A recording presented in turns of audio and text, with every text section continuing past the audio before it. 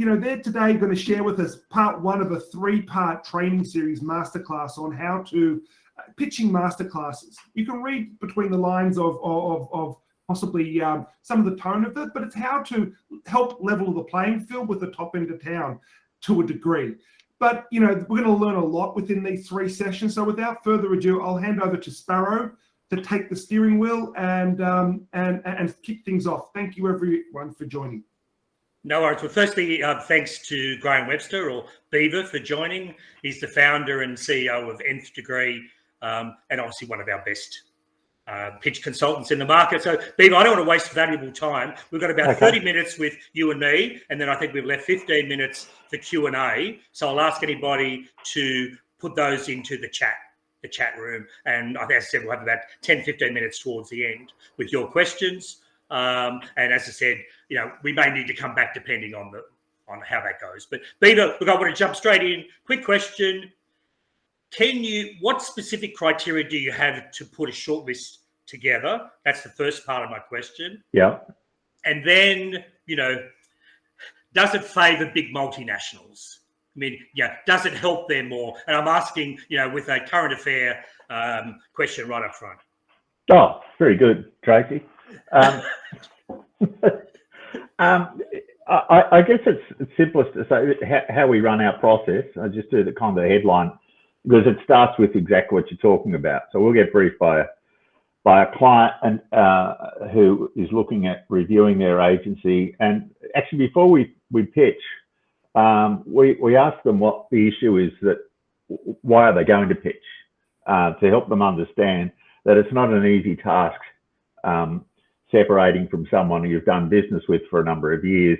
And often, but not in the majority of time, but there are times when we've said, look, we think you can fix that up. There's issues there, but they're client issues as well as agency issues. It's not always the agency's fault. And so, to us, it's the second step is going to pitch. First step is finding out why, and hopefully for the agencies involved, because obviously a lot of work. But that's not the question you asked me. The first thing we do with the client, find out what they're looking for in an agency. So big, small, digital focus, big TV buyer. What's their business about? What do they actually need in an agency? And we'll draw up a very long list of agencies that will fulfill that criteria.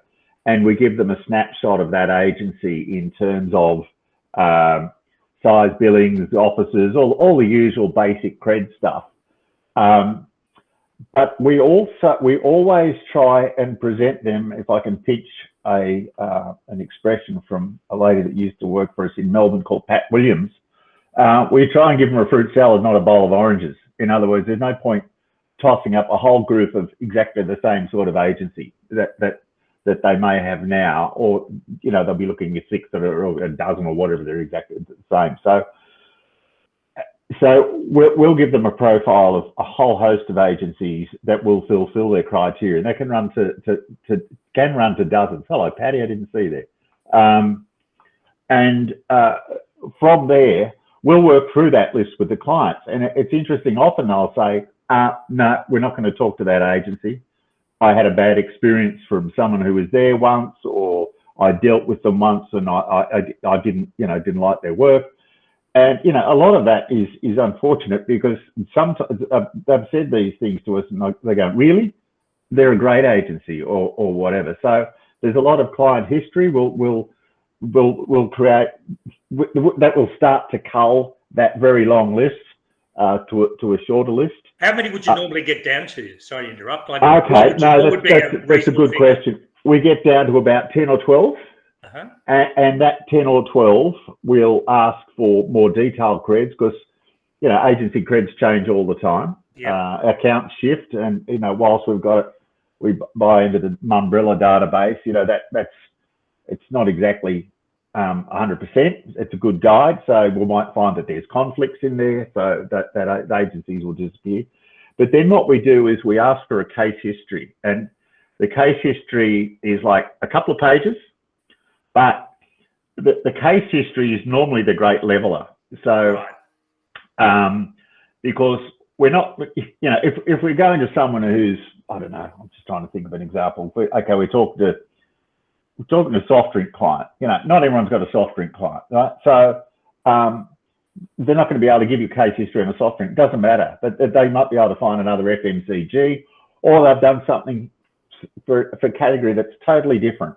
But it's a great case history, but more importantly, they can draw relevant learnings and say how that apply them to the client. And that's the great distinguishing feature of the first stage is how well did that agency respond to a case history and make it relevant and show insights to the client. And so often agencies fall down there, they'll just drag the case history that they just won an award from, slap it in there, and they go, great. But what about the relevance? What about the relevance? So, yeah. so that's a long answer to the question.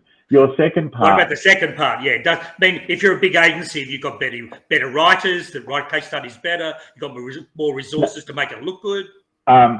Yes and no, and we'll probably touch on that later on. But we don't go, oh, we're looking for a big agency. Often the clients that are in our sweet spot will say, look, we want to be a reasonable sized fish in our pond. We don't want to be the little one in the pond. And alternately, there's an aversion to being the biggest in an agency because they know it'll change their culture.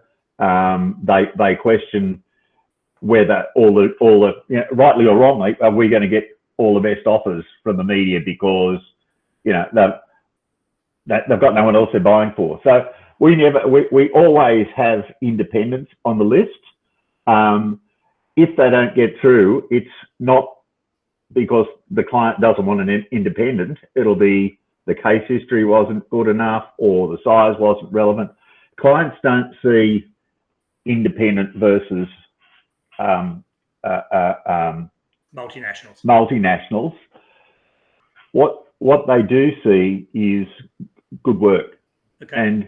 But one of the things that I'm careful not to forget is that, and I've had a chat, Sam and I had a chat about it a couple of weeks ago, where one of the things that helps in the long list, you going from the long list to the short list, is familiarity. Yeah. And that familiarity is what the client sees on Mumbrella or reads somewhere. So all of a sudden an agency that's hot, they want to see, and they're hot maybe just because they've got a hot PR department, not necessarily a hot product, but they PR themselves very well. So like we've been pictures where say, I've never heard of them. Really? You haven't heard of them? Well, they'll do this. Oh, I haven't heard of them. No, I'm not comfortable. And so we can only sell so far before, the client will say, look, if you're uncomfortable, you're uncomfortable. You really should. And majority of the times we'll get them on. Someone who might have a low profile, but there are clients that like to deal with people that are successful. And they see PR as success, which I don't. But anyway. Yeah. Yeah. No, I mean, I think that's an important point because I've had similar experience that, if you're good at PRing the agency, the brand, the work, you have some momentum or buzz, and clients want to be with successful agencies. Yeah. So it does matter. Like if you're hot, they must be doing something right. Let's include them. So exactly I think it is a big point that I'm a big fan of industry associations, but you've also got to think about your own individual brand awareness, because that's important as well. No one's going to put you on a short list they've never heard of you. It's all the stuff we sell to clients. Yeah, fair enough. Like what we're telling clients they should be doing. Yeah, and totally. Agencies aren't always good at themselves. No, normally we're the worst. I would say when I've worked with agencies, we're the worst at promoting ourselves. So we're not good at that. So my second question is about government experience. And I know you work with Queensland and South Australia. Yep. Do they have criteria that would support local indies? Is there a process? Because surely everyone should be buying Australian, buy local. I mean, do you buy into that concept? That's a loaded question. Like for my own shopping, I buy what suits me, and if it's made locally, all the better. But if I get a better product and it happens to come from overseas, I'll buy it. So that's why you see a lot of European cars on the road. Anyway, that's another story. But in terms of government, yes, it is to some in particular. This was probably raised as a result of the New South Wales government move. I'm glad we didn't write that tender, because that would have. I feel sorry for the agency. I think it's going through, and it doesn't matter, ubiquity. I think it's going through ubiquity, but they probably have that forced upon them. So it's probably not their decision to say, just go with a multinational. But there are instances in southern governments that, yes, they'll buy local. So whilst we audit and review a couple of state governments, being South Australia and Queensland, if there was an operation like us in Queensland or South Australia, they would have preference in terms they will get points for being local. There was, and it's what could, in fact, in South Australia, in all of their tenders, it's what can you do for the state? The state economy. Sorry, South Australia, the state economy. The economy, right. One very clever agency many years ago said, well, and it was no, it wasn't a multinational at the time, it was an independent. It was David Baker's mob, Advertising Investment Services, going way back. Doesn't exist. If you scratch under the lid now, it'll be Starcom somewhere. But he offered to centralise all his accounts department in Adelaide. Right. So he said, so we'll be employing 10 people that wouldn't have a job in Adelaide if it weren't for us. Yeah, right. And that was a huge for them. And so the answer is yes, there is a point system in some governments where you tick a box, and being local will help that, but not in all cases. Right. Okay. So in South Australia, as an example, I'm asking specifically, would you get like 1 point or 2 points for that? Like, or is it, how does the weighting work? Yeah, I don't know how their internal weighting works. Right. It wouldn't be more than 5%. Okay. But that can be the difference between a winner and a loser. It can be big game changers. So yeah, no, that's, well, as you say, I think you've got to think creatively around that. I've worked with an agency that's working with a tourism division, and once again, they're going to take all of their staff for their annual conference at this tourist destination, and they're going to invest in the economy, and they are also going to support employment in that market. So very similar. They're going to invest into the economy of the state and show a real reason. Like it's not. It's not just pitch talk. They make a commitment to take 200 people to that market for a conference once a year. Well, can I add something to the agenda that is not there, but it's relevant to governments? Is that anyone that's filled out a government tender would know how mind-numbing it is to complete all of the questions, because they seem like they're asking the same question 7 different ways. Often they are, sometimes because that section of the document goes to someone, that section goes to someone else. But you'd be happy to know that we have to pitch for our business as well, and we have to pitch for governments. And I got a real lesson a number of years back when we weren't reappointed to some business we'd had. Oh, it doesn't matter. It was the federal government. We'd done some work for the Fed. And when I went for the debrief, they said, "Oh, you answered all the questions, but you didn't really tell us much." And I'd made the big mistake of assuming they knew a lot of things about us anyway, because we'd worked with them. Yeah, right. And so it was a real big lesson to me. So whenever you're doing a government tender, and it's true of any tender, but I think specifically government, it's really, really important, is because they're so bloody boring to read, a lot of them. And I'm not meaning because of the content, it's just the way they're framed. What I did as a result of the tender I missed out on, I put a thing, what does this mean for government? So they'll ask a question, this is what we do, but then it's, what does this mean for government? And so really make it easy for them so that they remember you. Oh, you're the one that said, this means that. The government, because we all tend to talk in media speak, which really doesn't mean to anyone, anything to anyone that's not in the media industry. So, you know, make it simple and obvious. Make it simple, make it relevant, and make it memorable. Yeah, and what this means to government. Question: what has been your best pitch and your worst pitch, and why? And you don't have to name the client. And then my next question will be: do you have any pet peeves? You know, what are things that really piss you off? Oh. and maybe just a few. We haven't got all day. No, this was a Dorothy Dick, so I've thought about this long and hard.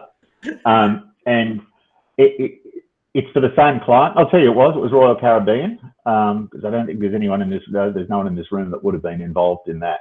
And the worst pitch was from an agency who had already been shortlisted, so they're on the final leg of the journey, and they put a hell of a lot of effort into the theatre of it. They dressed up the foyer, and of course, and they had food in the foyer, and of course, the only people who ever come out for free food is the accounts department because they get nothing.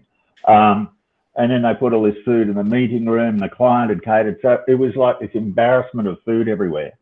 And it's quite a nice idea. We've got a Calypso theme happening here. Then the agency got on and spoke. They had 45 minutes to present, and they spoke for about 25, 30 minutes about themselves. Yeah.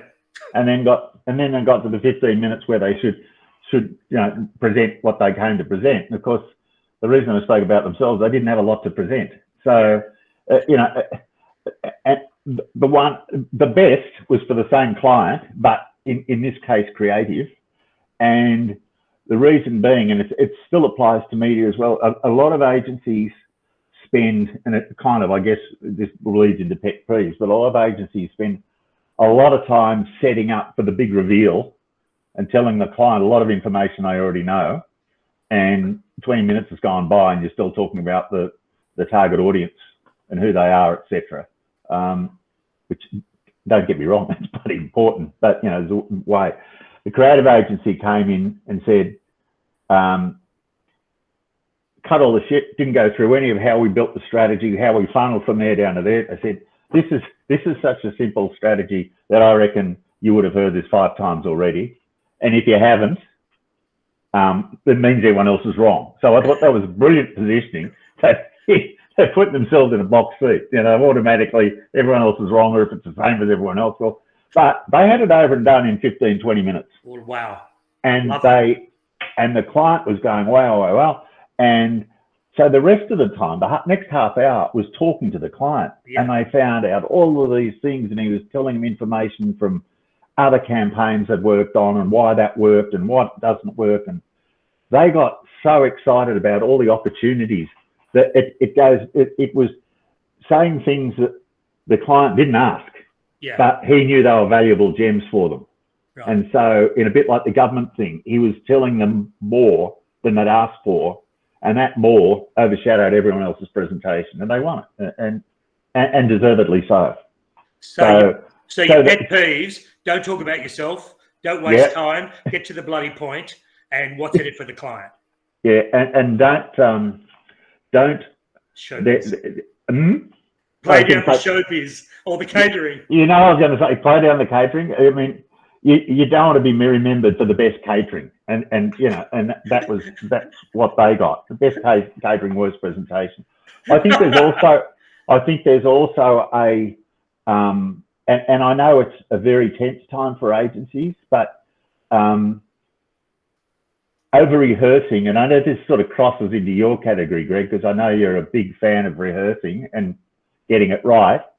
You see some agencies that are rehearsed so much they've actually memorized their lines, and then of course when you skip a line, you miss a line, they're gone. They can't. They're like robots.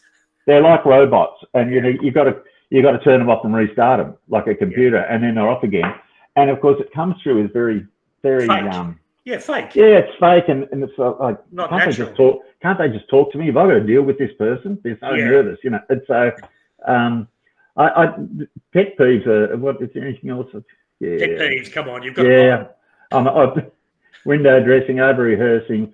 Oh, actually, my pet peeve is the overzealous managing director or CEO who has to mansplain or womansplain every comment that's made by a junior staff member. So the junior might be presenting, great concept, and then Larry says, what he's saying is, and you go, we know what he's saying. You said it really well, or what she's saying. Yeah. And if you keep butting in, it means you don't trust your staff. Why should I trust them? Fair enough. So really over. Mind you, it can go the other way. We had one MD say, well, you want to see who's going to work on the pitch. So I'm not going to be in this pitch. And he walked out. Came back an hour and a half later. Slacker. Slacker. Exactly. The other, inarticulate and imprecise media speak. Like you see a lot of I mentioned before, clients don't work in media. It's probably 5% of their day. And you get normally younger folk come in and they drop all the jargon and sometimes incorrectly. Yes. And things like, oh, we're going to maximize impact. We're going to optimize reach. And they fall out of their mouths like, it doesn't mean anything. Right. And when you say, oh, so what does that mean? And we're going to get that. Well, why is that optimized? How does that mean? And so talking in media speak, it goes back to the other thing. Keep it simple. Yeah. Yeah. So they're pet peeves. Now, what about, I guess the big one is when a client goes, we want strategic advice, we want strategic thinking, we want the best strategist, but really it's about the cheapest price. I mean, how do you navigate that? Like, so you literally go, you say that, but really it's about price. We get around that quite easily. We don't give the client when we're appraising the numbers, we don't give them any numbers information until they've seen all the pictures and they work out who they want to work with. Okay, so the price. So we don't let price skew it. And then it's up to, then we negotiate the price with the agency. The client in 90% of the time wants us to do that. Governments do that themselves, but 90% of the time they want us to do it because sometimes it's a little awkward. But we also say to clients, don't go looking for a Mercedes with a Holden budget. Yep. So the idea is and we've been in many pitches where the fee has gone up from where they were because the reason they were moving because service was shit. Yeah. Right. And you say to the client, there's a reason for that. You've got 3.5 people on your business because you're not paying them anything, So clients will pay for good service. Obviously, we're there to make sure it's a fair deal for both sides. But I've got to say hand on heart because I want to preempt anyone that's probably thinking this. Yeah, bullshit, you're going to screw them down. Hand on heart, we fall on the client side. Like that, they employ us. So whilst it's all about a fair deal, the client it's not a gift, Yeah. So and we'll renegotiate. We're doing that with the client now. We appointed an agency last year, and their workload is a lot greater than they thought it was. So we're actually now in the middle of how are we going to fix this. So it's not all about price. In some cases, we've had clients where it is, and where it's about price, we can't do anything about that. They're tight asses, and that's the way they'll always be. I guess it's as long as that's like upfront and you know that. Like, if you said to me, this is price driven, they just want the cheapest price. As long as you know that, you're not going through the facade of strategic thinking. You know what I mean? Yeah. Well, there's those clients that there's a lot of those are multinational clients. Yeah. And you tend to find the smaller companies are more understanding of you pay peanuts to get monkeys. It's cliche, but it's cliche because it's true. If there was one thing you could change about the process, what would that be and why? One thing. I think the length of the process. Okay. Hallelujah. Well, for a couple of reasons. It is a hell of a lot of work for we know it's a hell of a lot of work for agencies to get involved in a pitch. It doesn't take them off their day job, so they're invariably working at night and working at weekends. So it's tough work. And, you know, seriously, sometimes the process should be over in about 4 weeks. Our process generally takes 3 months, and it's not as a result of us. It's always hard, and the bigger the client, the harder it is to corral all the stakeholders for all the meetings you need to have to get things approved. And so we had one client who was 12 months before they made a decision. Wow. And because they kept changing people and, oh, no, well, it's not right, and we're not sure of our business plan. It just kept going on and on. And when they finally said, look, we're ready to appoint agency A, which was an independent, by the way, I said to them, well, they're not necessarily available. I said, I'm going to have to check, because they might have picked up a competitor in the meantime, or they don't want to work with someone. That's what I was going to say. After that, I would want to work with them. Like, yeah. Well, we had grave doubts. You can't make a decision in 12 months. What the fuck? I don't want to work with you. Yeah. So, like, I think the length of the process is the thing, and in many cases, it's become, and I'm certainly not quoting Mac Baxter, but it has become a bit of a beauty pageant in some ways. So, you know, if we can kind of pull it back, you know, and I'm going back to the theatre and all of that, you strip all of that out. And, you know, it was great in the 80s because you had time to do it, and there was only 3 media you were worried about. So, you know, you had time, but, you know, it's strip back all the razzmatazz, make it a shorter process, less arduous on the agencies. And I think you still get the outcome. And I know it's for us to try and do that, and we do encourage it with clients, but invariably agencies can build it up. Something I also wanted to say it's in regards to the very first question you asked about how do we build a database. I do have, thank you, a list of all of the independent agencies in your group. Thank you, Sam. So that is great. We've got representation now in our database of all of you. So awesome. Which is good. And there, you know, I can't say we did have before. There were a number that we didn't have. So. Where do you think, and this will be one of my last questions before I go to the audience, where do you think indies shine? Like, where would you go, you know, this client has told me this, you know, an indie should be on here, and like, where's the sweet spot? Like, where would you go into battle for an indie, I guess? And would you do that, is the question. Well, I think indies, generally speaking, are more nimble because they're not restrained by a corporate process. Yep. That everything has to fit into this tool that we've got, which most people would call an Excel spreadsheet. But you know, when you talk about tools, you're not talking about the people, are you? Well, sometimes, but you know, they'll talk about it. So they're restrained, whereas indie, because they're not subservient to overseas shareholders or beholden to this format, because that's the way we present it here at ABC International. There's flexibility so that's something that indies can offer. I tend to find that indies hold good people longer. Yep, less churn. Because of less churn, and that is a big factor in clients shifting their business as well. And it's the churn, but it's also the churn of, I rang up Margaret and she'd actually left 2 weeks ago. No one told me.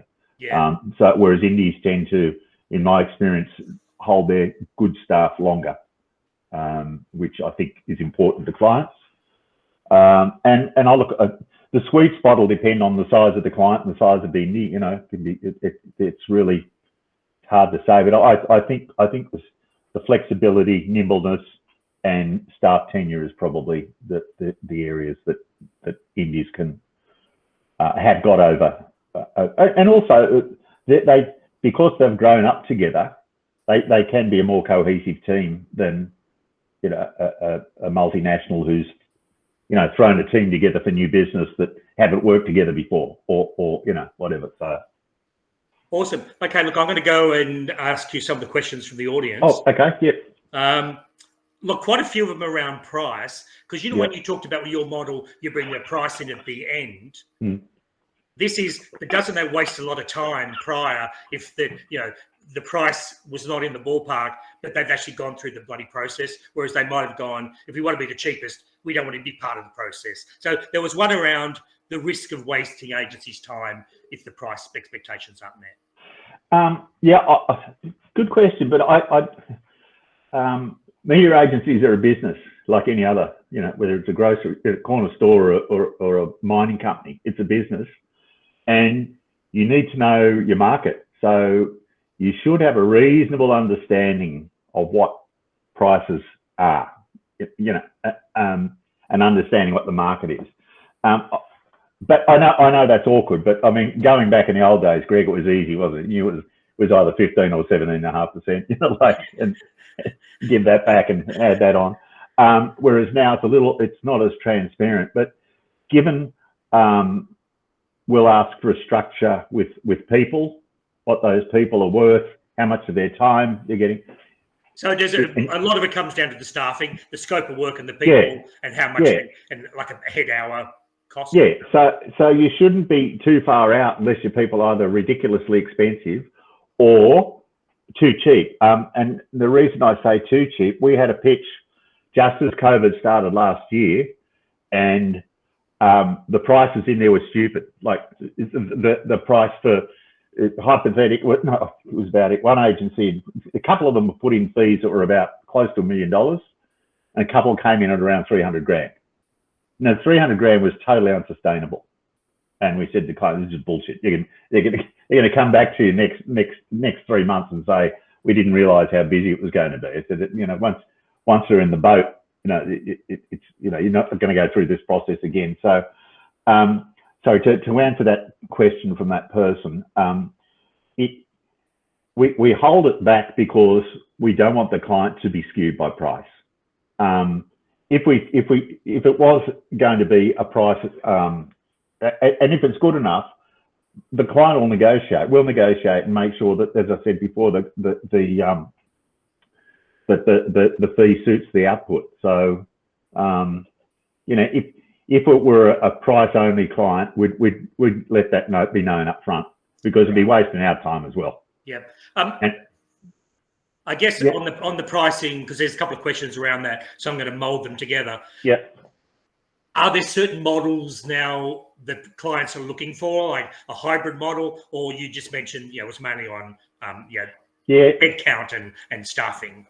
I mean, what are models? 90% of the stuff we do now is staffing, all based on staffing, head hours, who they're going to get, because it's too much of an unknown if you're on a percentage. Also, it's better for the agencies to know they've got a cash flow coming in, a regular cash flow every month, rather than maybe a client who spends all of their budget in 3 months.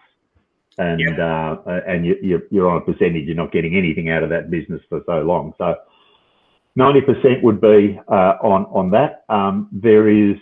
There are some clients, well, they're becoming more rare, who will have a mix, a hybrid of some of their buying on a percentage and some of their buying just rolled in with their head hours.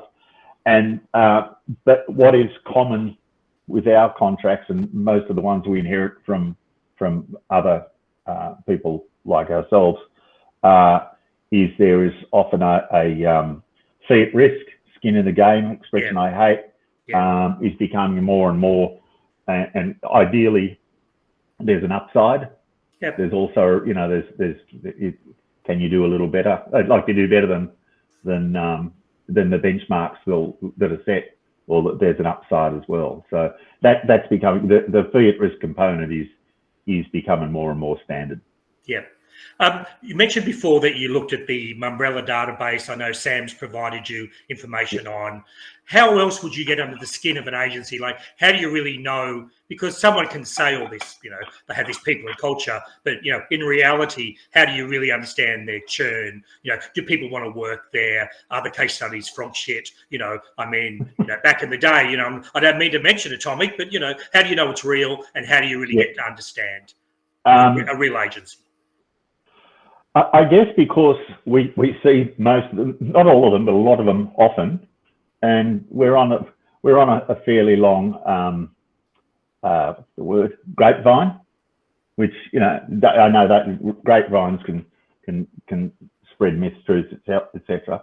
But you find them out pretty quickly in a pitch situation, just through the questioning, etc. Whether you've really got one of those or you haven't got one of those. We're obviously up to date with, I mentioned getting PR before. We constantly reading who's doing what in the trade press. Yep. So the trade press is an important source of information for you. Yeah. Also, we have agencies that reach out to us to basically contact us. Like I met with Jimmy ages ago now, but a number of agencies that I didn't know anything about, for example, or they knew. We spoke to the peer, for example. So but we can't talk to everyone every day. Yeah, otherwise we wouldn't get anywhere. We wouldn't get your day job done. No. So when something's new, and often there's clients that'll say to us, "Have you ever heard of so and so? Have you ever dealt with so and so?" So no, we haven't dealt with them. Have you? Yes, and we get a lot of feedback from clients because you remember they're moving around all the time as well. Yeah. So that client that you never liked is always going to pop up somewhere else. It's got to be nice to everyone. So I guess a little bit about that. You mentioned the grapevine. I mean, are they people you've worked with, colleagues? Are they the media? Like, are they reps? Like, explain your grapevine. Yeah, okay. Well, all of the above. So people we've worked with over the years, people that there's sales reps. The problem with sales rep is the people I grew up with, reasonably senior, so they don't actually get into the day-to-day with a lot of the agencies.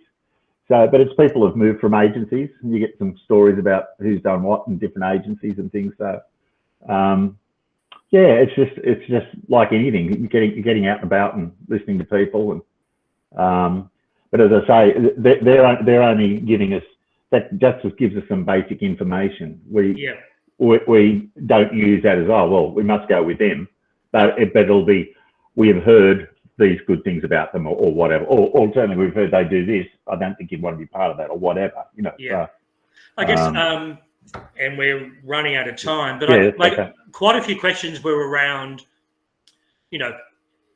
we talked about the good things about indies.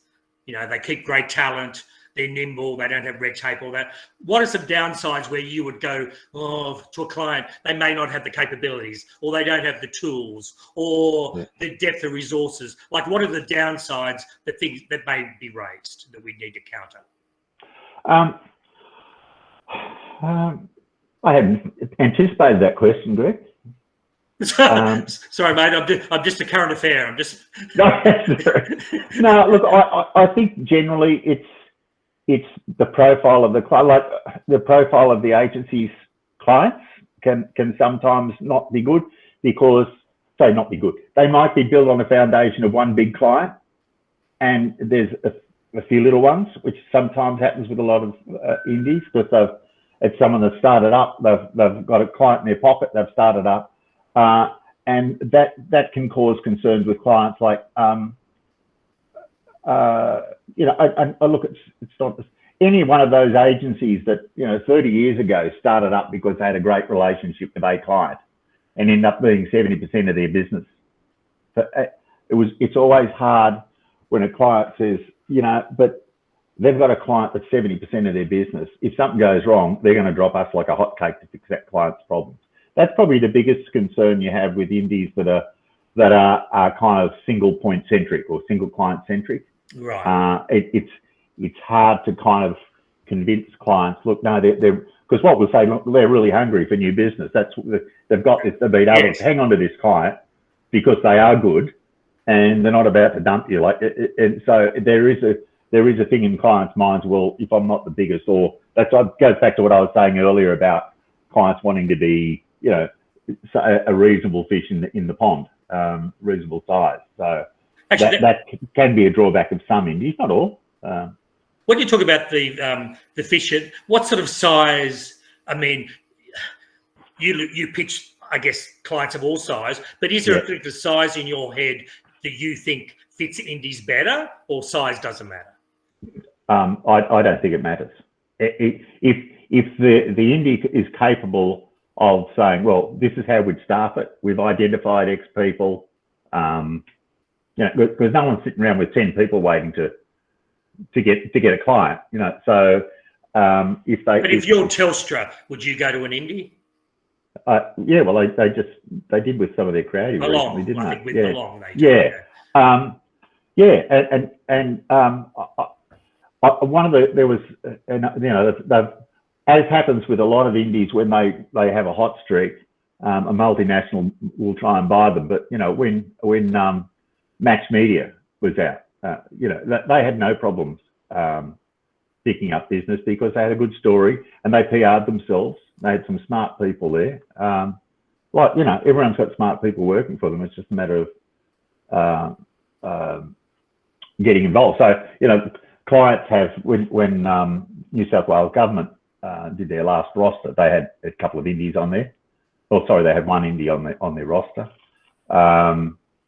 It's not a barrier to multinational. Where you can lose out, of course, is if it's an international. You're screwed if they're looking for a multi-country response. But often that's not a bad thing because you're going to get your fee set in New York, and they don't care how much they charge in Australia. You'll get screwed on your fee anyway. You're Paddy laughing at that. He's lived through that. Look, we run out of time. Is there anything else if you could give all the indies one piece of advice, because you have mentioned it's about branding, if they got to know you, keep the stories, what would be the one piece of advice they need to action tomorrow? It is branding, individual branding. It's great to be a member of an association. I'm stealing a line that you mentioned earlier, Greg, but